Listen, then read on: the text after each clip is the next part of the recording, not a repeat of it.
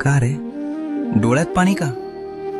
फक्त यासाठी रडतोयस ना की तुला माझ्याकडे अक्कलकोटला येता येत नाहीये. इतर लोक जातात आणि तुला मात्र परिस्थितीनं बांधून ठेवलंय याचं वाईट वाटतंय ना. तू तिथे येऊन त्या गर्दीत मला शोधतोस, पण मी तर तुझ्या घरातल्या त्या कोपऱ्यात तुझ्या देव्हाऱ्यात मांडी घालून बसलोय. बाळा, मंदिरात मी राजा म्हणून बसलोय, लोकांचं गाऱ्हाण ऐकायला. पण तुझ्या घरात मी बाप म्हणून वावरतोय, तुला सांभाळायला. मग राजाच्या दरबारात जाणं महत्वाचं की बापाच्या मांडीवर बसणं महत्वाचं? त्यामुळे अक्कलकोटला येता येत नाही याची खंत करू नकोस. आत्ता याच क्षणी डोळे मिट आणि बघ, मी तुझ्या समोर उभा नाहीये, तर मी तुझ्या आत बसलोय.